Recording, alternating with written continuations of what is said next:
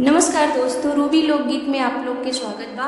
एक बहुत प्यारा गाना गाए जात हैं। शादी में जौन की गारी गीत गावल जाला वो गारी गीत है, हंसी मजाक गीत है। अगर केहू के बुरा लगे तो प्लीज़ पहले से माफ़ी चाहत हैं, लेकिन बहुत ही प्यारा गीत है। आप लोग सुनी, आप लोग के अच्छा लगे और फुल गाना के सुन के आप लोग कमेंट में बताएं कि गाना आप लोग के कैसा लागल है। और जे भी चैनल पे नया बाटे प्लीज़ चैनल के सब्सक्राइब कर दी। नई चुनरी